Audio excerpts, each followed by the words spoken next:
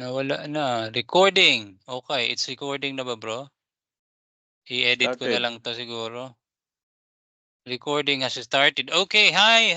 I'm sorry, first time namin ang MS Team. Magandang gabi po sa lahat. My name is Randy. Kasama ko sa ngayon ay si... Ako po si Brother Billy. Magandang gabi po sa inyong lahat at wine-welcome po namin kayong lahat dito sa aming munting palatuntunan. Brother Randy. Brother Billy, mukhang nag-usap tayo ngayon ha. Parang pareho tayong nakaitim. Oo nga eh. Anyway, that is the color of the night because this is our first launching ng Usapang 220 Totoo. lang. Ayan. 220. Yes. Ito ang pinakaunang episode natin, Brother Billy, ano? Ang Yes. usapang 220 lang. Ayan. By the way, Brother Andy, to start with, mas maganda siguro kung manalangin muna tayo para gabayan tayo ng banal na espiritu sa pag-uusapan natin ngayong gabi na ito. Yes, Brother Billy. Sinong gusto mo? Since ikaw ang nagtanong, ako na lang yung mag-opening Sige. prayer. And then Okay, mamaya, sige. pagkatapos natin, ikaw yung closing Closing prayer. prayer. Okay? Sige. Okay. So let's bow our head to have our invocation. Most gracious Heavenly Father, nagpapasalamat po kami sa inyong lahat na nagkaroon kami ng munting palatuntunan na ito upang sa ganun ay mapag-usapan ang mga bagay-bagay pang-spiritual at ganun na din pang-temporal. Nagpapasalamat kami sa magandang pangangatawan na meron kami ni Brother Randy sa family namin. Papasalamat kami na always ginagabayan mo kami at binibigyan ng pagpapala na kailangan namin sa araw-araw. Ngayon po ay humihiling kami na patnubayan mo kami at ibigay ang banal na espiritu upang maunawaan namin ang mga bagay-bagay na tatalakayin namin na magbibigay sa amin ng kalakasan sa pang-spiritual at pang-temporal na gawain. Itong lahat ng ito ay aming dinadalangin sa pangalan ni Jesucristo. Amen. Amen. Ayan. Salamat, Okay. Brother Billy. Again, everyone, welcome sa unang episode namin sa Usapang 220 lang. Brother Billy, baka pwede mong i-explain bakit naging Usapang 220 lang. Idea mo to eh. Okay.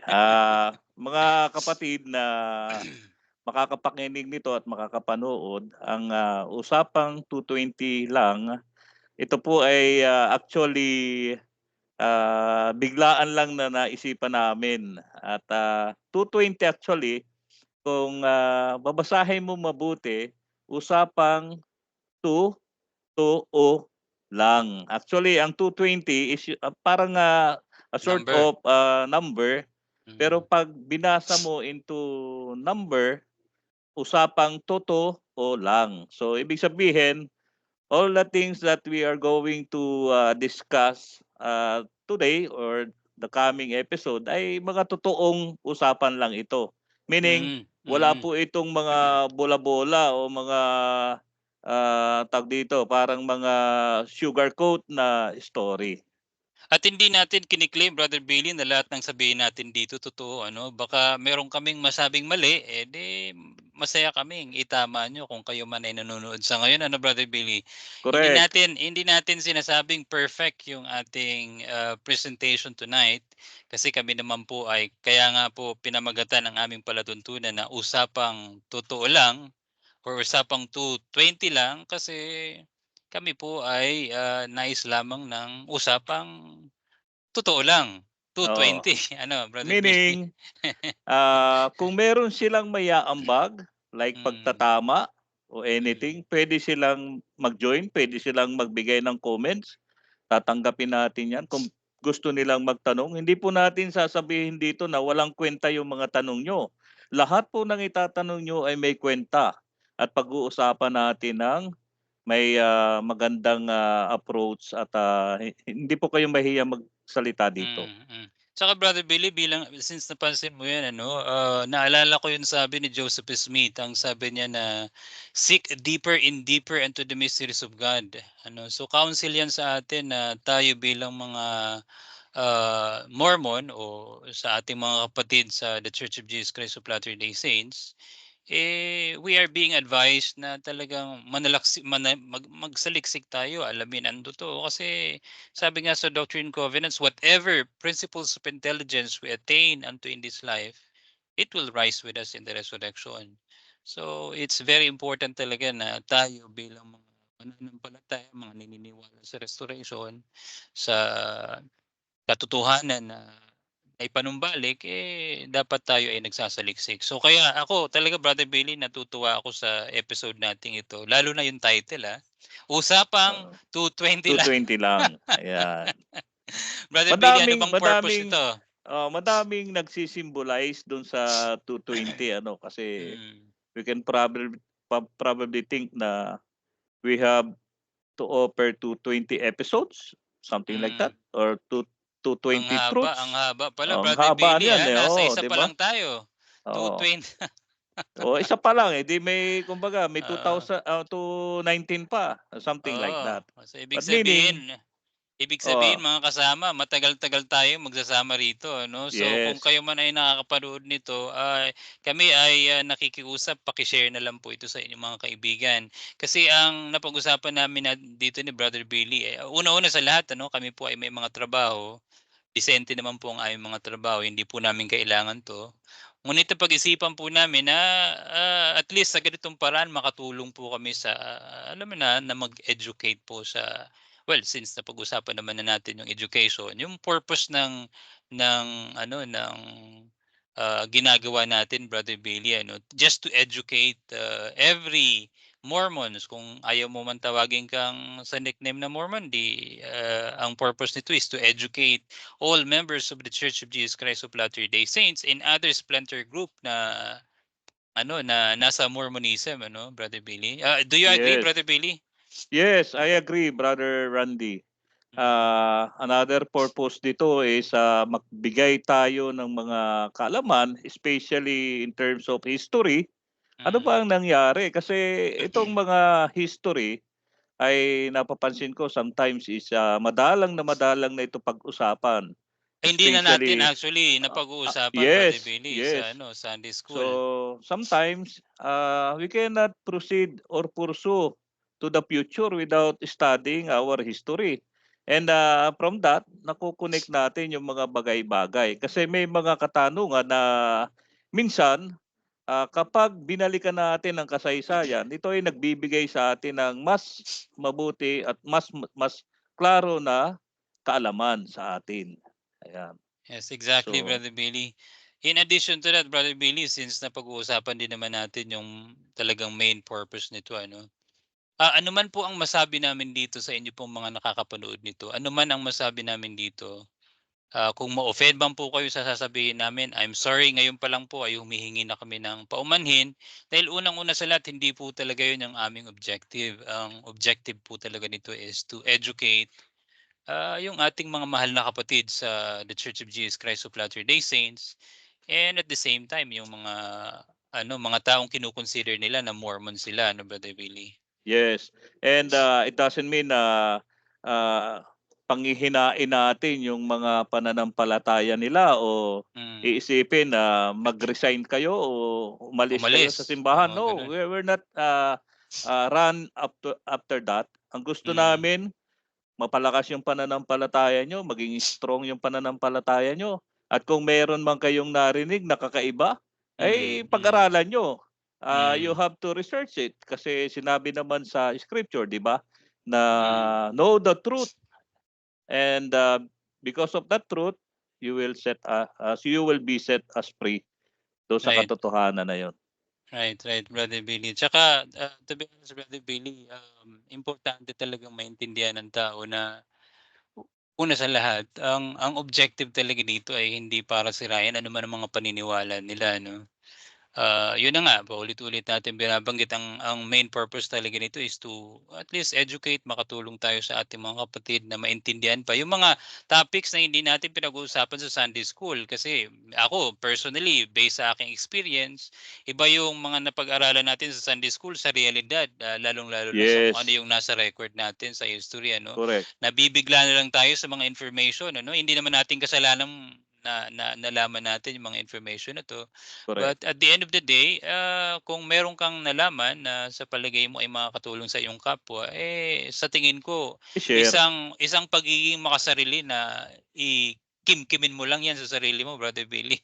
Yes, correct, correct. And Oo, so, bago tayo lumalim do'n sa mga tinatalakay natin, siguro mas makakabuti na personal magpakilala tayo do'n sa magpakilala. mga Yes, yes. listener natin at saka sa mga viewers natin. Unahan ko na, Hmm. Brother Randy. By the Sige, way, sige, Brother Billy. ako si Brother Billy Maganito. I'm 50 years old. And yes, I am a member of the Church of Jesus Christ of Latter-day Saints. So minsan tinatawag nila na Mormons. I am from Laguna, but I am staying here now in Leyte for a long time. Dito na ako nag-serve since 1998 to 2000. So I was become member of this church since 1996. So kung ating kukwentahin, I was born 1974 and a member ako since 1996. And then kung iko-compute natin yung length o pagiging dati ako kasing Catholic and now I am a member of this church. So kung iko-compute ko yung pagiging Catholic ko tsaka now, mas matagal akong naging Mormons. Brother Andy,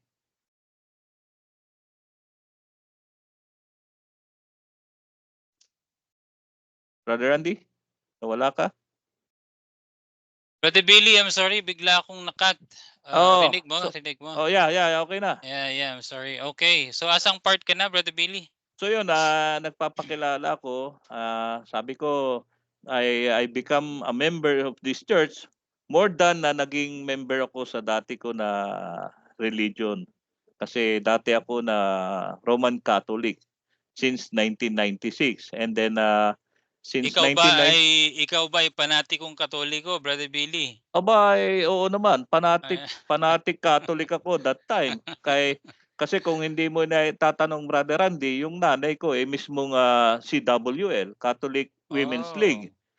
Talagang ano 'yan, panatiko na Katoliko 'yan. And Yan ba every yung Sunday, yan ba yung nanay mo na kapag biniro ang rebulto ay magagalit? ay oo, Aba magagalit 'yan. At matindi talagang ano? kapag binuiro mo 'yan, kulang na lang, makatikim ka ng masasakit na salita. But that was understandable because talaga naman na nag-serve siya, pagiging Catholic talaga, Catholic Women's League. But later on her life, nabaptize naman siya. So nag-serve ako since 1998 to 2000, 2 years na, assigned sa Philippine Tacloban Mission. And prior to that, full-time mission, I serve as a branch mission leader doon sa branch namin. And then after that, nag-serve ako as a full-time missionary. Pag-uwi ko, kinol ako as Elders Quorum President. And then siguro mga 8 months after my mission, nag-asawa ako. Kasi alam mo, Brother Randy, tinupad ko talaga yung advice ni President Gordon B. Hinckley that time. Hmm, Kasi hmm. I was baptized during his time, President Gordon B. So Hinckley, na ilang taon ka naging returned missionary, Brother Billy, bago ka nag-asawa? 8 months.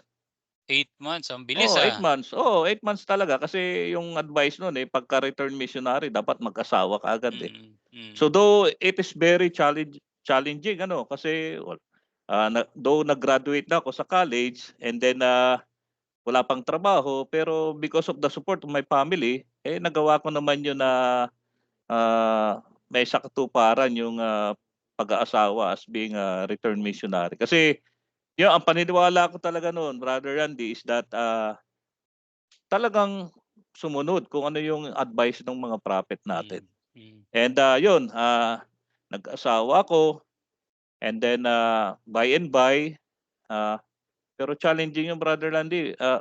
I think mga 20 or 15 years din kami na, oh no, hindi naman. Mga 10 years siguro na ano yun, nakatira kami doon sa mga in-laws ko.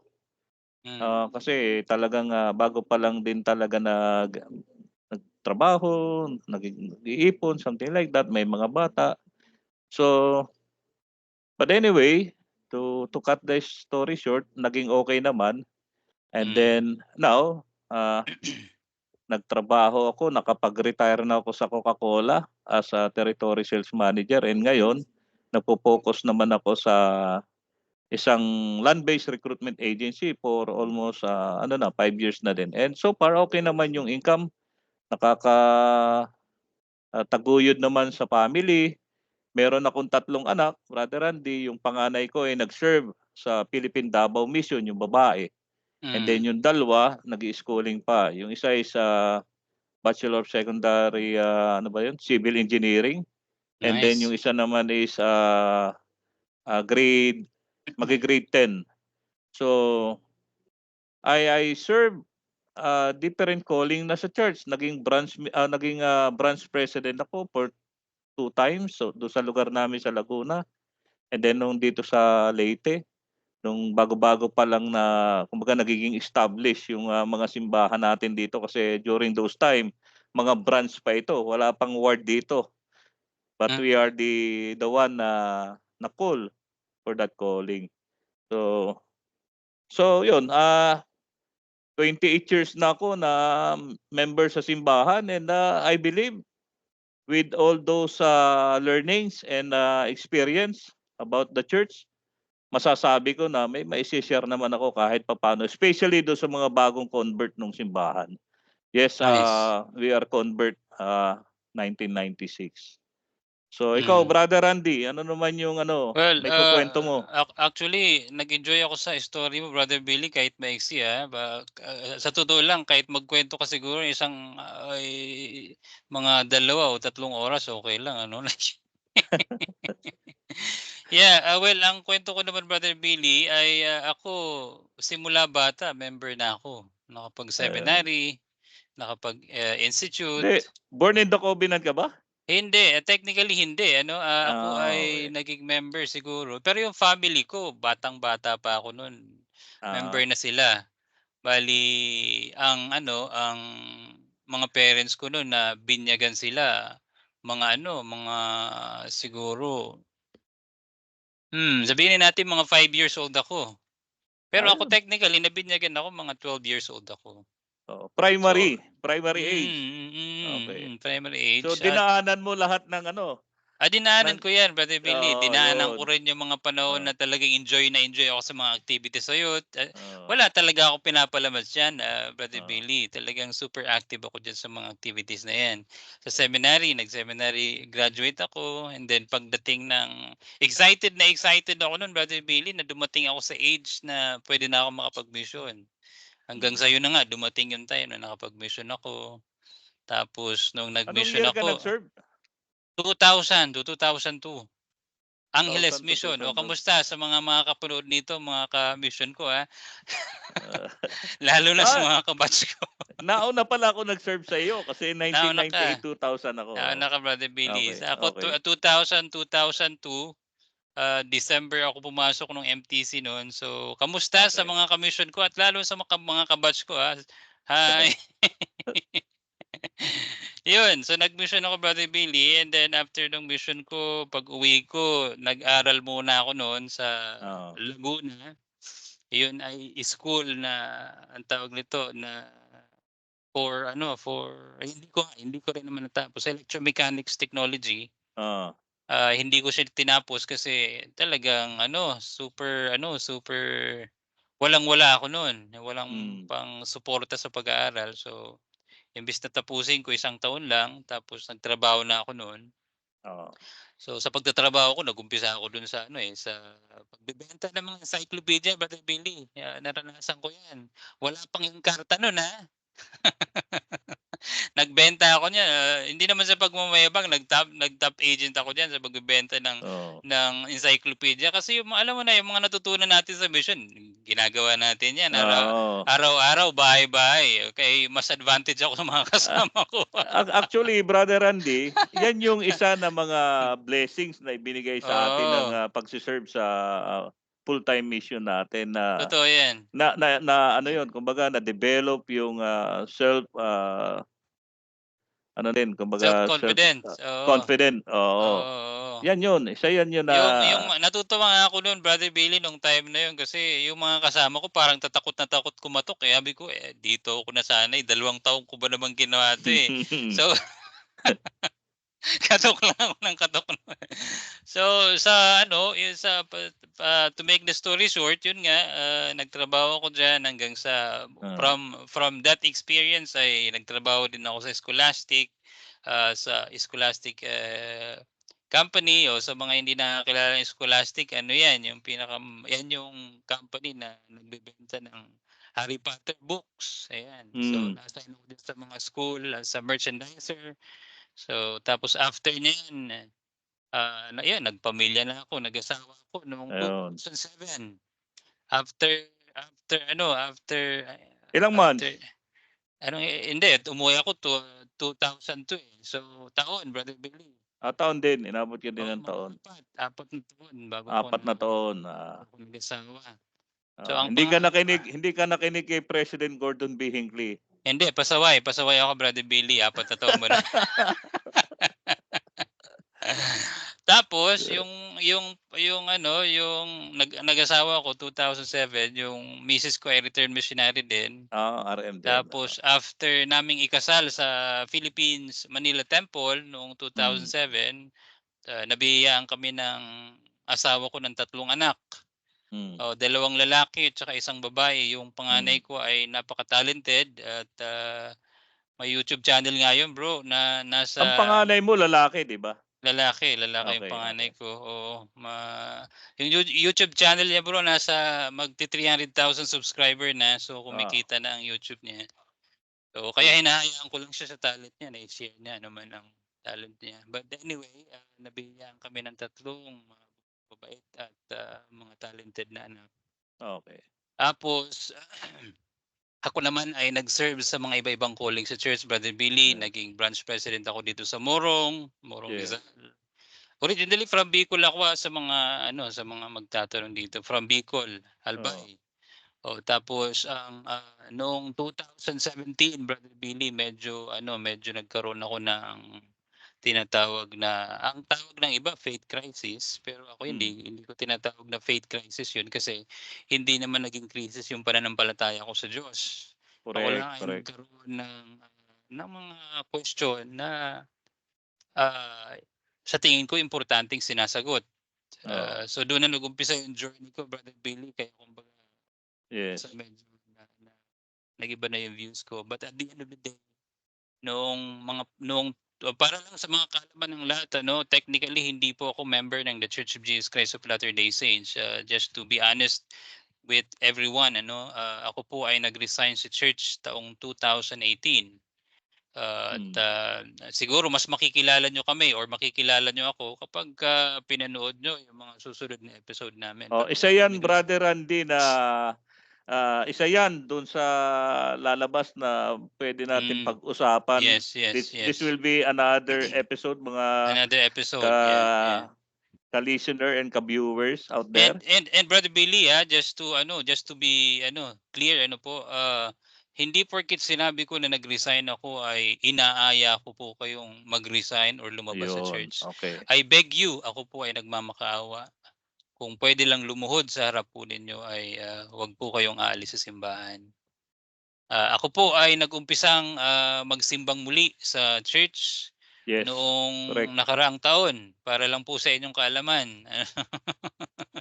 Baka iniisip nitong mga kapatid natin, mga anti-ano 'to, mga anti-Mormon. Well, mga pro-Mormon po kami. Kami po ay, sobrang dedicated at nagmamahal sa Mormonism, kaya po namin ginagawa ito. Actually, kung wala na po kaming pakialam, hindi ano bang mapapala natin dito, bro?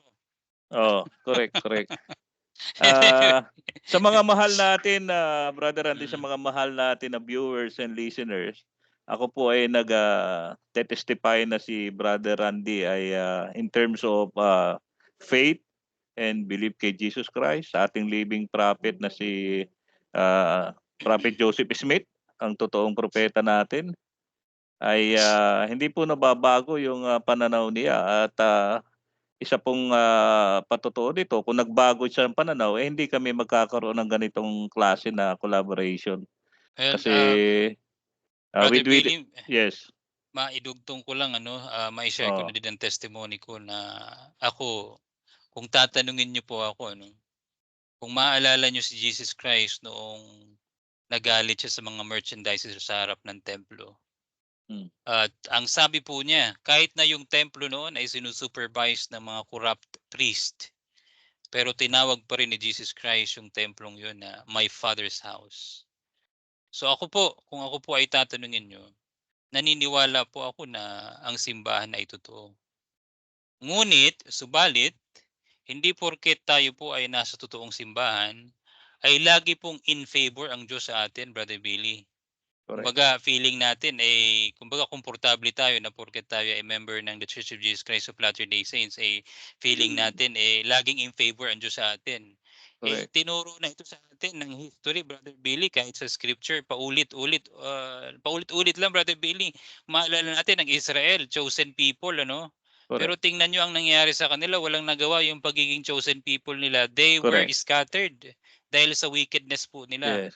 Same I thing sa mga Nephites, Brother Correct, Billy. ayun yung idudugtong ko sana, Brother I-share Randy. mo, Brother Billy, ano The same nangyari thing sa na nangyari sa mga Nephites, ito po ay, makikita sa Aklat ni Mormon, yung Book of mm, Mormon na tinatawag natin. mm, Ito po ay history ng mga propeta sa lumang Amerika, sa other mm, side nung, hemisphere ng mundo. So kung yung Bible ay galing dun sa Eastern Hemisphere, ito po ay nandun sa Western Hemisphere. At kung babasahin niyo yung Book of Mormon, nakalagay doon kung papaano ito lumabas, kung papaano ito isinulat ng mga propetang, nanirahan doon sa tinatawag na Lumang Amerika.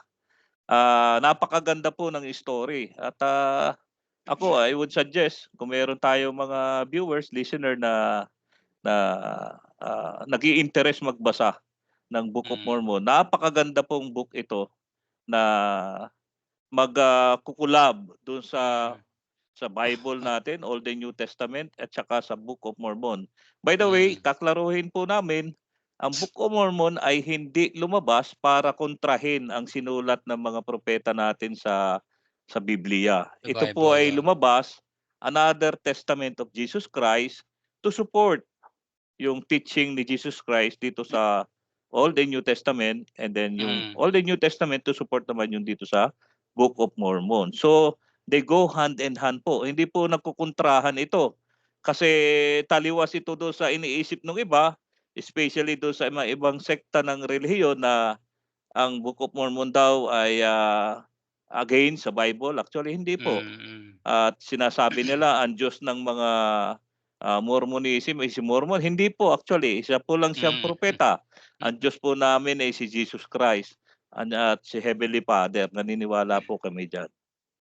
Yes, Brother Billy. In addition diyan, Brother Billy, going back dun nga sa aking istorya, so ang testimony ko sa Book of Mormon, Brother Billy, ay solid. Hindi mo maipagkakaila sa harapan ko na ang Book of Mormon ay hindi totoo, sapagkat ito ay binasa ko ng maraming ulit at nakita ko Correct, yung napakaraming palatandaan at patunay na ito ay testimony ng mga taong namuhay noon sa tinatawag nating Lumang Amerika tungkol sa ating tagapagligtas na si Jesucristo, correct. Brother Billy. Kaya gano'n na lang Yes. ang patutuo ko sa Aklat ni Mormon, Brother Billy. By the way, And mga sa kasamahan natin ano, as this episode goes by and on, we will be using yung, Old Testament, New Testament, yung, Bible, and then yung Book of Mormon. And then mm, meron pa po kaming tinatawag dito na Doctrine and Covenants, Doctrine and Pearl of Great Covenants, yeah, Price, oo. that's And nice. by ipapaliwanag po namin 'yan sa inyo. And, kung mag-i-interest kayo na manghihingi kayo ng mga ganitong book, let us know Mm. kasi we can refer you to our full-time missionary na nag-iikot. They can, give you these, books kung gusto niyo talagang basahin ito. Tsaka Brother Billy, sa mga 'yan na nanonood naman na mga hindi, Mormon or member ng The Church of Jesus Christ of Latter-day Yes. Saints, Brother Billy, hindi po ibig sabihin na ang Book of Mormon para maniwala ka dito ay dapat kailangang miyembro ka No, ng The yes, Church of yes. Jesus Christ of Latter-day Saints, po. Basahin niyo po yung Book of Mormon kasi marami po ang religion ngayon. Maski yung mga Baptist, may mga Baptist pastor ako bro na nakita, naniniwala sa Book of Mormon dahil binasa niyo ito. So Oo, totoo yung sinasabi ni Joseph Smith that that the truth of God shall go forth boldly, nobly, and independent. 'Di ba? Independent kasi yung yes. katotohanan eh. So marami po ang mga taong naniniwala sa Book of Mormon na hindi po kabilang sa The Church of Jesus Christ of Latter-day Saints. But at the same time, ay hindi naman po ibig sabihin na ay titigil na po kayo sa pag-imbestiga sa The Church of Jesus Christ of Latter-day Saints. Po. Ako, to be honest, Brother Billy, technically, as I mentioned earlier, hindi po ako miyembro ng The Church of Jesus Christ of Latter-day Saints. Pero kinukonsider ko po ang lahat ng miyembro ng The Church of Jesus Christ of Latter-day Saints as my people. Kaya po ako ay nung last year lang ay nag-umpisa po ulit akong mag-attend at makapag-fellowship sa ating mga kapatid. Yes. Although medyo may mga pagkakataon na alam mo na bro, yung parang ang tingin sa iyo ay black sheep, mga ganun. Pero it's part ng buhay Ah, hindi naman tayo ma-o-open sa mga gano'n lang. Though ibig sabihin na may iba tayong point of view do'n sa Mm, mga because of do'n sa mga nababasa natin at do'n sa mm, paniniwala nila. It doesn't mean na magiging reason 'yun para mm, mawala naman mm. yung, pagiging magkakaibigan natin, Mm. pagiging magkakapatid natin. Naalala ko tuloy bro si Joseph Smith. Si Joseph Smith in-embrace niya talaga yung dynamics sa religious views, freedom to Correct. believe, freedom to question, freedom to pursue intellectual truths. Meron nga siyang sinabi bro, gusto ko lang i-cite ito yung Sige. sabi niya. Sabi niya, ito ay recorded sa Joseph Smith, in the words of Joseph Smith, page 183 hanggang 184. Ang sabi niya, Hmm, I never thought it was right to call up a man and try him because he erred in doctrine. It looks too much like Methodism and not like Latter-day Saintism. hmm. Methodists have creeds which a man must believe or be kicked out of their church. I want the liberty to believing as I please. It feels so good not to be trammeled. So, as you can see, bro, Correct. talagang sa time ni Joseph Smith, merong tinatawag tayo sa church na freedom of expression.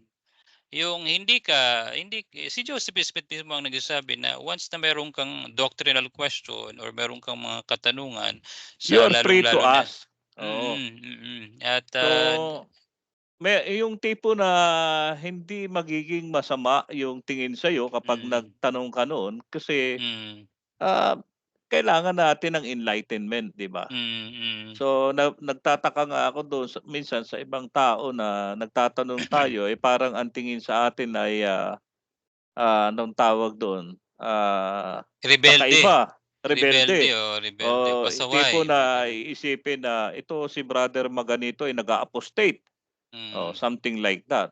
yeah, Ah, well, kapag gano'n kasi ang approach hindi na tayo matututo. Hindi mm, natin malalaman kung ano ba ang katotohanan dito kasi mm, we ask question because we want enlightenment, 'di ba? Kailangan tama. natin ng kaliwanagan. So 'pag wala tayong kaliwanagan, mas lalo tayong baka may possibility mawawala Ah, tayo sa simbahan because at hindi na klaro. tsaka bro kung mga nagbabase sila ng scripture sa Moses chapter 1 verse 1 tsaka hanggang verse 'Yan, 2 kung maalala mo bro, nung si oo. Moses ay nakikipag-usap sa Diyos, anong nangyari sa kanya? He spoke to God face to face. Yes, And anong reason kung bakit nakayanan niya yung presence ng Diyos? nakayanan niyo yung presence ng Diyos kung babasahin niyo yung mga scripture niyo, it is because the glory of God was upon Moses. Napakay Moses yung kaluwalhatian ng Diyos eh. Ang question Hmm, diyan bro is that ano ang ibig sabihin ng glory of God? O nasa mga scripture din natin yan eh. The glory of God is intelligence intelligence, or oo. light and truth. So hindi mo makakayanan ang presence ng Diyos bro sa mga panahong may experience na natin siya kung puro lang sabaw ang kinakain at iniinom natin. Hindi pala kinakain ng sabaw. Kung puro lang sabaw yung Hinihigop, iniinom na o inihigop natin, oo. bro. Tsaka hindi tayo mabubusog noon. As I've mentioned sa early part ng conversation natin, bro, na si Joseph Smith talagang ini-encourage siya ang lahat to seek deeper, deeper unto the mysteries of God. Huwag Oo. tayong makontento sa kung ano lang yung mga basic information na nalalaman natin. Actually bro, kwento ko lang ano, short story lang ano. Hmm, Tayo sa church, ano, mabanggit ko na lang din naman 'to. Tayo sa church ano, kung ako, as I mentioned, simula bata nasa church na ako. So yung mga tinuturo sa atin siyempre in yun sa mga minds natin, 'di ba? yes, In yun. Ang turo sa akin, personally, based lang ito sa aking experience, I'm not sure, hindi ako makakapagsabi sa kung ano yung experience mo bro. hmm, Ang siyempre kung ano ang itinuturo sa akin yun ang in sa mind ko. Hanggang sa lumaki ako, hanggang sa nag-mission ako, yun na talaga yun, ano. hmm. Pero habang lumilipas ang panahon at, meron tayo, lalo na ngayon nasa age of information na tayo, meron tayong mga nadi-discover na kumontra doon sa ano, sa narrative na Ipinakain, na pinakain oo, sa atin ano. Kaya yes. siyempre, bilang isang tao magtatanong ka sa sarili mo bakit gano'n. Kaya ang point diyan bro is that, ito lang ano, sana may mga nakakapanood ding leaders ng church. Dapat 'wag po nating pinagbabawalang pag-usapan ang mga malalalim na usapin sa Sunday school. Kaysa sa naman malaman ng mga members ang mga malalalim na doktrina sa ibang tao pa at magtanong siya. Or Kasi sa ibang articles. Kasi yes, exactly, baka oo. dito na yung Mm. mine-mention nila na, Mm, nakapagbasa ka ng anti-Mormon literature, mga something gano'n, like oo, that. oo. Of which, kung iisipin natin Brother Randy, normal lang ito na mangyayari sa'yo kasi Hmm, pinakain ka ng pinakain ng mga information mula pagkabata mo hanggang lumaki hmm, ka, and hmm, dumating ka doon sa tinatawag natin na age of maturity na hmm, you can differentiate what is, good and what is bad. You can mm, differentiate bakit ganito ang itinuro sa akin noon na parang bakit ganito naman yung nabasa ko, something like that. mm, Of which, ang nagiging challenge din dito, of which ito din nangyari din ito sa akin. Though na member ako is, parang single adult na yung age kasi I think mga 22 ako na member, and then hmm, nag-serve ako 24 at the age of 24. Tapos na din ako sa college.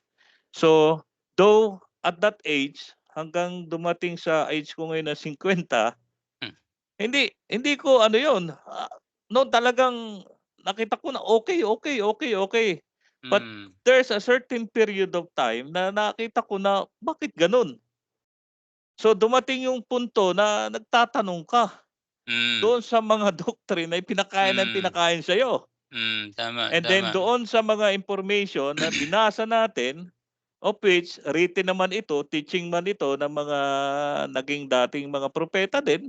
Hmm, And then ngayon, parang lumalabas na parang may expired na. contradiction.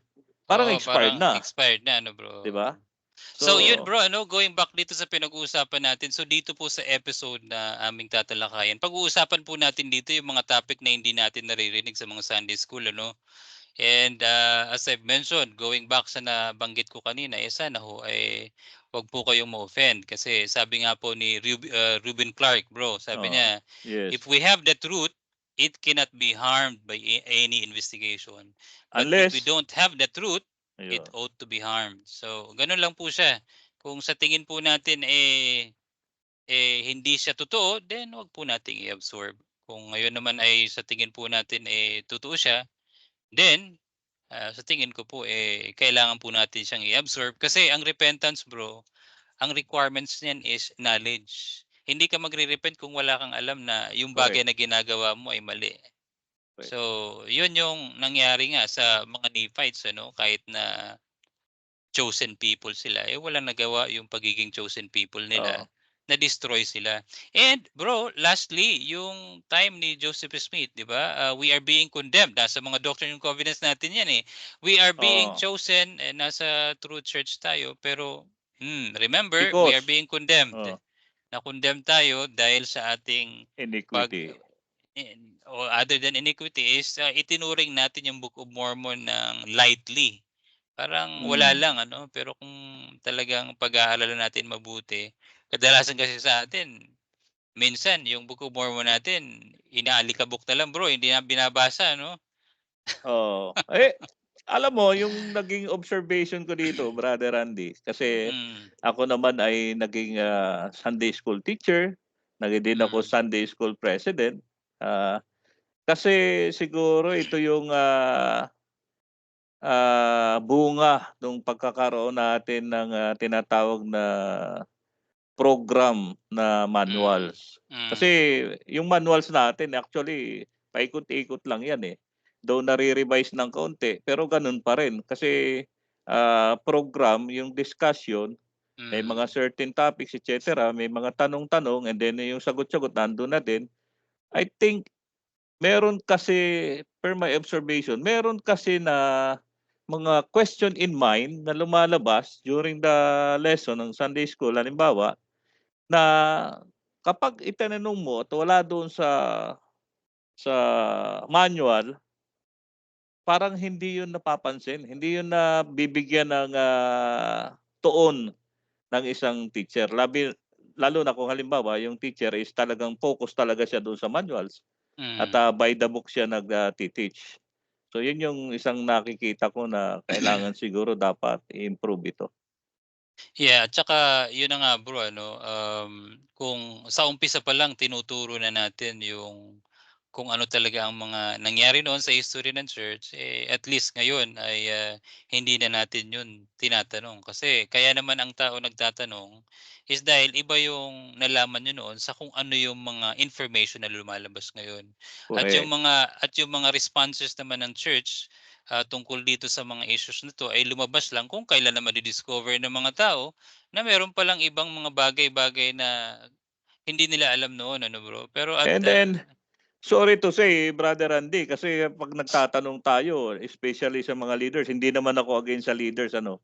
Pero 'pag hmm. nagtanong tayo ng mga ganitong uri ng mga question, magkakaiba yung isinasagot sa atin ng mga Hmm. sagot. So, Understandable naman 'yan bro, kasi ako to oo, be honest na experience ko 'yan nung nag-resign ako sa church. hmm, Hindi ako basta-basta nag-resign bro, ako ay, kinausap ko ang lahat ng kilala kong leader sa church. Mag-umpisa sa bishop ko rito, sa yung current bishop sa time ko, nung hmm, ako ay nag-resign. Pagkatapos sa kanya kinausap ko yung, district president, district pa kasi noon. Pagkatapos kay oo. district president kinausap ko yung mission president. Pagkatapos ko kay mission president yung mga Area kilala President, hindi, pagkatapos ng mission president kinausap ko yung mga kaibigan kong CS director, hmm, hindi ko na babanggitin yung pangalan. hmm, Pagkatapos dito binalikan ako ng mission president na napakabait, hanggang ngayon ay may contact kami, kung nanonood man siya, eh, I'm sure naiintindihan niya 'to kasi marunong mag-Tagalog yun bro, eh. okey, good, good. I'm sure naiintindihan niyo 'to president, kamusta po kayo? Ayan, tawag nito bro, yun pagkatapos nung makausap ko 'to si president, siya yung schedule ng appointment ko kay Elder Allen Haney. Siya yung Ayun, pinakahuli kong nakausap bago ako yung nag-resign sa yung best church. friend mo, Si Elder Allen Haney, yan, hmm, mabait yun. Lawyer siya bro. yes, So pinuntahan ko siya sa office niya sa Ortigas noong noong 2018. Pinuntahan ko siya doon sa okey. taong 2018. Yun din yung last na na meeting ko sa leader ng church at nag-resign ako sa church So, at ibig sabihin nag-resign ka 2018, and then 2017 17, 2007 ako nag-submit ng resignation ko sa Utah. oh, tapos na-approve Tapos 18, 80 kasi na-postpone nga, eh, pagkausap ni nung, oo, kaibigang mission president, so na-postpone ng na-postpone. oo. Hindi ka ba Siyempre pinigilan Brother Randy nung nagre-resign ka? Hindi pinigilan nga ako bro kaya nga na-postpone, kasi pinipigilan ako, Okay. nagta-try siya na i-resolve yung aking concern, of which, President, thank you for your genuine service, dito sa Oo. Philippines ano. Alam ko na yung paglilingkod mo dito sa area namin ay genuine siya. So I thank you. I think, malaki yung naitulong mo sa area nito. But again, yun nga bro ano, mahaba yung kwento ko sa resignation, but I hope na hindi kayo ma-intimidate sa word na resignation ano. Although nag-resign po ako sa church, Yeah. naniniwala po ako sa Book of Mormon kay Joseph Smith, at naniniwala po ako sa church na totoo siya. Pero hindi po ibig sabihin na, as I've mentioned earlier, na wala pong korapsyong nangyayari sa atin. Correct. Nangyari Yeah. na po 'yan sa scripture maraming beses na. Pag-aralan niyo po, Israel, Nephites, Jaredites, mga chosen people po 'yan. But again, they were being destroyed by the Lord Oo. dahil po sa Even wickedness. even Mm. King Noah, 'di ba? King Isa Noah, yan na yes, yes. specific na example na, Mm, hindi ibig sabihin na chosen tayo, hindi na tayo puwedeng gumawa ng, corruption, et yes, cetera. yes. Yun ang problema Ah, sa yung ating mga palaging narinig ko ito na sinasabi uh, kapag, may nakakausap din akong mga leader na sinasabi na hindi naman sila perpekto. So sabi ko nga, see? So kung hindi perpekto, so may tendency pa rin talaga na magkamali. magkamali. Kaya And, kaya bro, totoo naman naniniwala 'yan. ako doon sa Psalms ni Nephi ano, ang sabi niya, um God, I will trust in thee forever, and I will not put my trust in the arms of flesh. For I know that cursed is he that put trust in men and make Mm, it flesh his arm. Memorize ko yan bro, kasi sa mission mahilig ako mag-memorize ng correct. mga favorite scripture mastery. Alam mo na, sa seminary, ganun eh. Oo, oo, lalo na sa scripture mm, mastery. Yung misis mm, ko which is RM din, ay mm. talagang magaling 'yan pagdating sa memorization. Scripture mastery, yeah, Scripture yeah, mastery. Talaga yeah. kasi si misis, by the way na-mention ko naman, si Mm. misis kasi is katulad mo ito, naging member ito Bata since pa. her primary age. Oo, 'Yan, kaya talagang, in terms of, gospel na ano, lutong-luto mm, din ito na mm. asawa ko. Yes, So, yes. kaya nga 'pag minsan ako ay medyo nanghihina, ito talaga ito nagpapalakas sa akin. Yun naman Ito talaga dapat talagang bro. ano, oo. Oo, So, 'yan. Well, anyway bro, wala na tayong gaanong time. So, ano ang, next episode natin para at least mabigyan na natin ng okay. So, ano, ang gusto kong, i-suggest sa'yo, Brother Randy, is mm, pag-usapan natin yung, tinatawag natin na issue ng polygamy. Though polygamy, oo. sasabihin, Maganda 'yun. sasabihin nung iba, Brother Randy, na ito ay tapos Mm, na, mm, whatsoever. Kasi pero mm, nangyayari dito, especially yung mga baguhang member, hindi nila alam. mm. Ano ba Maganda talaga ang siguro nangyari? bro, maganda siguro para Oo, hindi tayo maging bias ano, sa next episode natin is, pag-aralan natin yung gospel essay sa mismong website ng The Church of Jesus Christ of Latter-day correct. Saints tungkol Yes. sa polygamy. And Okay. i-compare natin 'to sa nasa Joseph Smith Papers Project, which is mga original documents noong mga panahon ni Joseph Smith. By the way, ang Oo, Joseph Smith Papers Project is website na funded, kontrolado ng, simbahan. Historian Press, which is under Oo, ng The Church of Jesus Christ of yes. Latter-day Saints ng church. At bro, lastly, i-compare din natin yung sagot ng, Fair Saints. Ito yung website naman ng mga, church apologist. Mga Ah, defender ito, mga yung defender sa sinasabi defender polygamy, ito na mga defender, oo. defender na LDS ito, mga members ito. But I Mm. think I don't know kung may mga calling ba ito o whatsoever. Siguro may iba diyan bro, siguro may calling, iba siguro wala. Pero Oo. klaro naman sa website nila na they don't represent the church. Correct, Hindi nila it is not nire-represent the church. recognized, yes. Pero yung ating mga kapatid pagdating sa mga issues, dito nila kinukuha yung sagot nila 'no, automatic Ayun, dito correct, kinukuha. oo. Kaya mas maganda siguro bro sa next episode natin ay, isama natin yung gospel essay sa Yes, website ng church at yung, Joseph Smith Papers Project at gano'n din yung sagot ng Fair Saints sa oo. issue ng polygamy.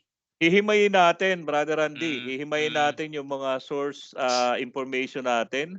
And mm, then dun sa mga viewers and listener natin, if you want to like join or give your ideas, insight mm, about this, mm, mm. episode about polygamy, you can join. You can send your comments. We will post this episode Sa aming sa Facebook Facebook at page sa namin YouTube. na Mm. anong tawag dito? Usapang 220 lang 220 usapang lang, oo. totoo lang. Nabubulol pa tayo bro sa title ano, Yan. usapang 220 lang. Kasi usapang totoo lang, ayan. Yeah, well, Anyway, anyway, thank you po sa inyong pakikinig dahil kami po oo, ay wala ng masyadong oras. Bro, thank salamat you. sa time mo Brother and Randy, salamat. magkita-kita po tayo muli sa next episode. By the way, bro, closing prayer muna tayo. Ikaw, Ako na, o okay, sige, tapos na sige. ako. Okay, go. Ama po namin sa langit, salamat po sa napakagandang oras na 'to na ipinagkaloob niyo po sa amin para kami po ay makapag-share ng aming mga story at ng, objective ng video na ginagawa po namin, especially sa mga kapatid po namin. Salamat po Ama sa knowledge na inyong ibinibigay po sa amin. Wala po kami kung wala po kayo. Salamat po Ama sa mga biyaya at, sa kaalaman. Dalangin po namin naman na sa lahat ng bagay na amin pong nababasa at napag-aalaman ay nais po namin na ang iyong banal na espiritu ang siyang maghari upang ito po ay magpatotoo at upang kami ay hindi maligaw at anuman po ang malaman namin ay dalangin namin na ito po ay laging ayon sa inyong kagustuhan. I-bless niyo po ang aming mga kapatid, ang aming lahat ng mga mahal sa buhay na maayos po ang kanilang kalagayan, especially sa lahat po ng member ng The Church of Jesus Christ of Latter-day Saints na sila po ay mag-seek deeper and deeper into the mysteries of God. Tulungan niyo po sila Ama na magsaliksik at matuto ng karunungan sa inyo. Sa pangalan ni Kristo, Amen. Amen. Salamat bro, salamat po. Bye-bye.